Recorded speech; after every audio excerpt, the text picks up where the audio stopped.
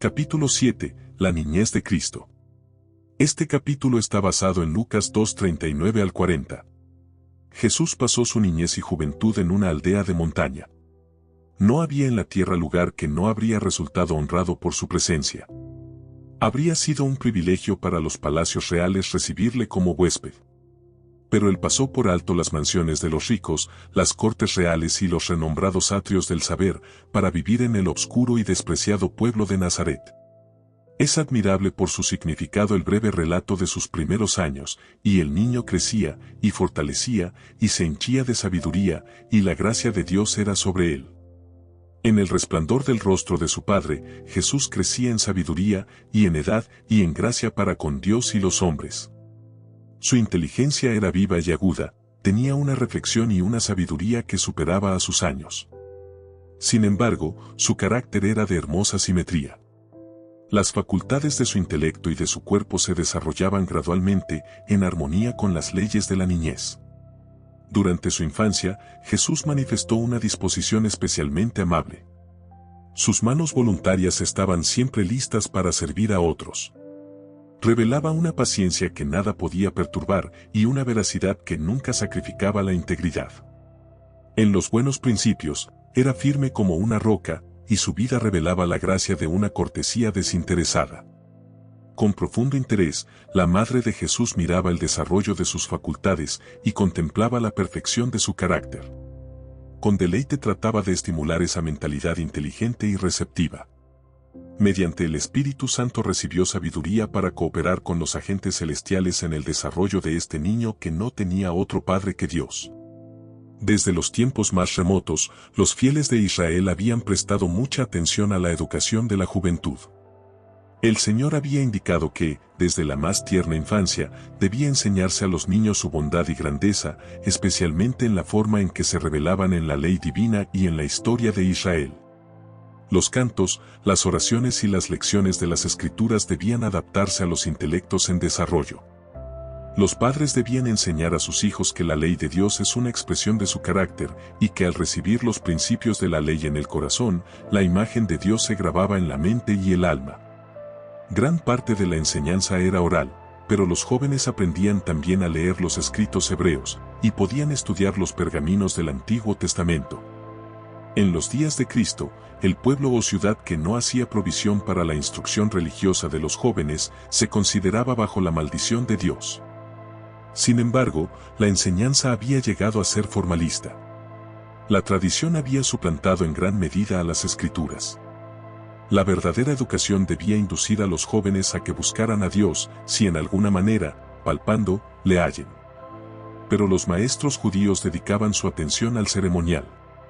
Llenaban las mentes de asuntos inútiles para el estudiante que no podían ser reconocidos en la escuela superior del cielo.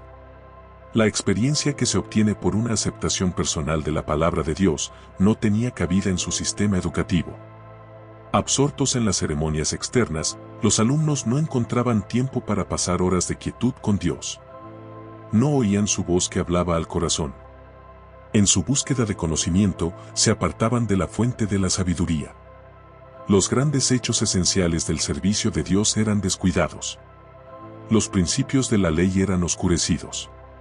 Lo que se consideraba como educación superior, era el mayor obstáculo para el desarrollo verdadero. Bajo la preparación que daban los rabinos, las facultades de la juventud eran reprimidas. Su intelecto se paralizaba y estrechaba. El niño Jesús no recibió instrucción en las escuelas de las sinagogas. Su madre fue su primera maestra humana. De labios de ella y de los rollos de los profetas, aprendió las cosas celestiales. Las mismas palabras que él había hablado a Israel por medio de Moisés, le fueron enseñadas sobre las rodillas de su madre. Y al pasar de la niñez a la adolescencia, no frecuentó las escuelas de los rabinos. No necesitaba la instrucción que podía obtenerse de tales fuentes, porque Dios era su instructor. La pregunta hecha durante el ministerio del Salvador, ¿cómo sabe estas letras?, no habiendo aprendido, no indica que Jesús no sabía leer, sino meramente que no había recibido una educación rabínica. Puesto que él adquirió saber como nosotros podemos adquirirlo, su conocimiento íntimo de las Escrituras nos demuestra cuán diligentemente dedicó sus primeros años al estudio de la palabra de Dios. delante de él se extendía la gran biblioteca de las obras de Dios. El que había hecho todas las cosas, estudió las lecciones que su propia mano había escrito en la tierra, el mar y el cielo. Apartado de los caminos profanos del mundo, adquiría conocimiento científico de la naturaleza. Estudiaba la vida de las plantas, los animales y los hombres. Desde sus más tiernos años, fue dominado por un propósito, vivió para beneficiar a otros. Para ello, hallaba recursos en la naturaleza. Al estudiar la vida de las plantas y de los animales concebía nuevas ideas de los medios y modos de realizarlo. Continuamente trataba de sacar de las cosas que veía ilustraciones con las cuales presentar los vivos oráculos de Dios. Las parábolas mediante las cuales, durante su ministerio, le gustaba enseñar sus lecciones de verdad, demuestran cuán abierto estaba su espíritu a la influencia de la naturaleza, y cómo había obtenido enseñanzas espirituales de las cosas que le rodeaban en la vida diaria. Así se revelaba a Jesús el significado de la palabra y las obras de Dios, mientras trataba de comprender la razón de las cosas que veía. Le acompañaban los seres celestiales, y se gozaba cultivando santos pensamientos y comuniones. Desde el primer destello de la inteligencia, estuvo constantemente creciendo en gracia espiritual y conocimiento de la verdad. Todo niño puede aprender como Jesús. Mientras tratemos de familiarizarnos con nuestro Padre Celestial mediante su palabra, los ángeles se nos acercarán, nuestro intelecto se fortalecerá, nuestro carácter se elevará y refinará. Llegaremos a ser más semejantes a nuestro Salvador. Y mientras contemplemos la hermosura y grandiosidad de la naturaleza, nuestros afectos se elevarán a Dios. Mientras el espíritu se prosterna asombrado, el alma se vigoriza poniéndose en contacto con el Ser Infinito mediante sus obras. La comunión con Dios por medio de la oración desarrolla las facultades mentales y morales, y las espirituales se fortalecen mientras cultivamos pensamientos relativos a las cosas espirituales. La vida de Jesús estuvo en armonía con Dios. Mientras era niño, pensaba y hablaba como niño, pero ningún vestigio de pecado mancilló la imagen de Dios en él. Sin embargo, no estuvo exento de tentación. Los habitantes de Nazaret eran proverbiales por su maldad. La pregunta que hizo Natanael, ¿de Nazaret puede haber algo de bueno?, demuestra la poca estima en que se los tenía generalmente. Jesús fue colocado donde su carácter iba a ser probado. Le era necesario estar constantemente en guardia a fin de conservar su pureza. Estuvo sujeto a todos los conflictos que nosotros tenemos que arrastrar, a fin de ser un ejemplo en la niñez, la adolescencia y la edad adulta. Satanás fue incansable en sus esfuerzos por vencer al niño de Nazaret. Desde sus primeros años Jesús fue guardado por los ángeles celestiales, sin embargo, su vida fue una larga lucha contra las potestades de las tinieblas. El que hubiese en la tierra una vida libre de la contaminación del mal era algo que ofendía y dejaba perplejo al príncipe de las tinieblas. No dejó sin probar medio alguno de entrampar a Jesús.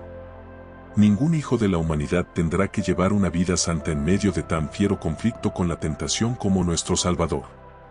Los padres de Jesús eran pobres y dependían de su trabajo diario para su sostén. Él conoció la pobreza, la abnegación y las privaciones.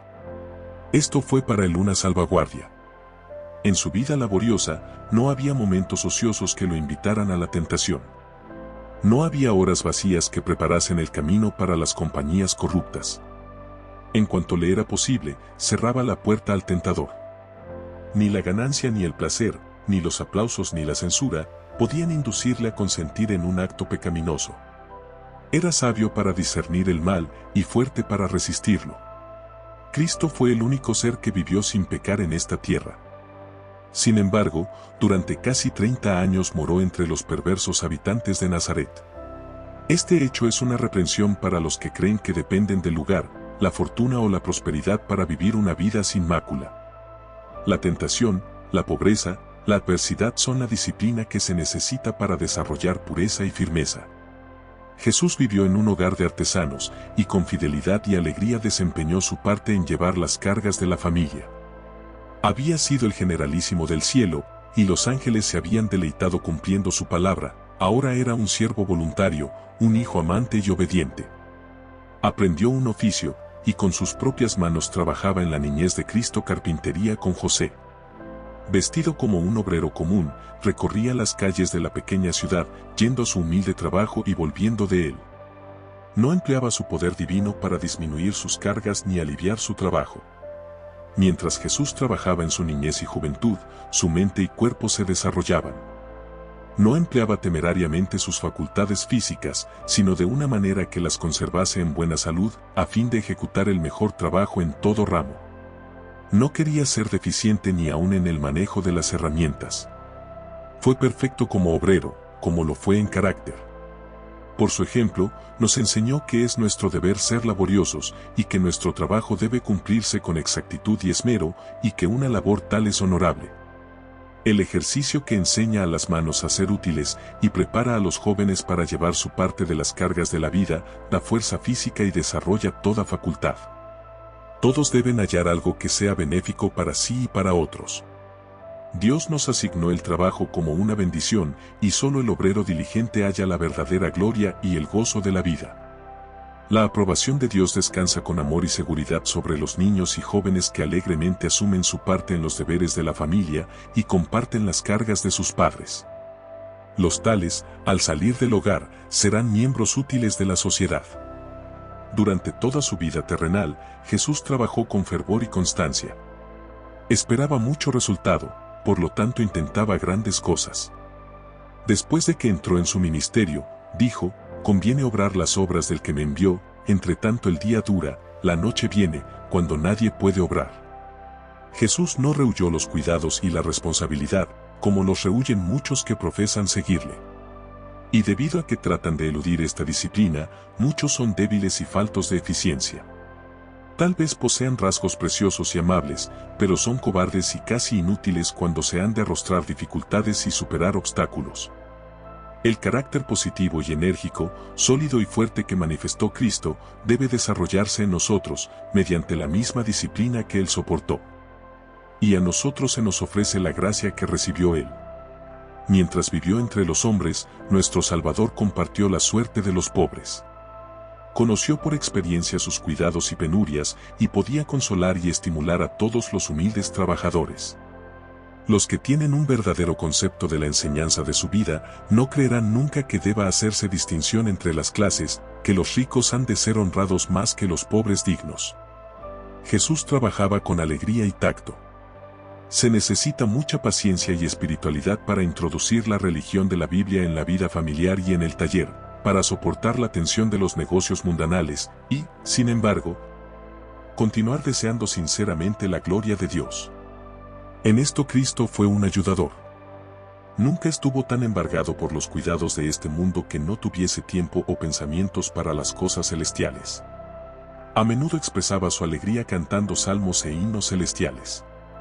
A menudo los moradores de Nazaret oían su voz que se elevaba en alabanza y agradecimiento a Dios. Mantenía comunión con el cielo mediante el canto, y cuando sus compañeros se quejaban por el cansancio, eran alegrados por la dulce melodía que brotaba de sus labios. Sus alabanzas parecían ahuyentar a los malos ángeles, y como incienso, llenaban el lugar de fragancia. La mente de los que le oían se alejaba del destierro que aquí sufrían para elevarse a la patria celestial. Jesús era la fuente de la misericordia sanadora para el mundo, y durante todos aquellos años de reclusión en Nazaret, su vida se derramó en raudales de simpatía y ternura. Los ancianos, los tristes y los apesadumbrados por el pecado, los niños que jugaban con gozo inocente, los pequeños seres de los vergeles, las pacientes bestias de carga, todos eran más felices a causa de su presencia. Aquel cuya palabra sostenía los mundos podía agacharse a aliviar un pájaro herido. No había nada tan insignificante que no mereciese su atención o sus servicios. Así, mientras crecía en sabiduría y estatura, Jesús crecía en gracia para con Dios y los hombres. Se granjeaba la simpatía de todos los corazones, mostrándose capaz de simpatizar con todos. La atmósfera de esperanza y de valor que le rodeaba hacía de él una bendición en todo hogar. Y a menudo, en la sinagoga, los sábados, se le pedía que leyese la lección de los profetas, y el corazón de los oyentes se conmovía al ver irradiar una nueva luz de las palabras familiares del texto sagrado. Sin embargo, Jesús rehuía la ostentación. Durante todos los años de su estancia en Nazaret, no manifestó su poder milagroso. No buscó ninguna posición elevada, ni asumió títulos. Su vida tranquila y sencilla, y aún el silencio de las Escrituras acerca de sus primeros años, nos enseñan una lección importante. Cuanto más tranquila y sencilla sea la vida del niño, cuanto más libre de excitación artificial y más en armonía con la naturaleza, más favorable será para el vigor físico y mental y para la fuerza espiritual. Jesús es nuestro ejemplo. Son muchos los que se espacian con interés en el periodo de su ministerio público, mientras pasan por alto la enseñanza de sus primeros años. Pero es en su vida familiar donde es el modelo para todos los niños y jóvenes. El Salvador condescendió en ser pobre, a fin de enseñarnos cuán íntimamente podemos andar con Dios nosotros los de suerte humilde. Vivió para agradar, honrar y glorificar a su Padre en las cosas comunes de la vida. Empezó su obra consagrando el humilde oficio del artesano que trabaja para ganarse el pan cotidiano. Estaba haciendo el servicio de Dios tanto cuando trabajaba en el banco del carpintero como cuando hacía milagros para la muchedumbre.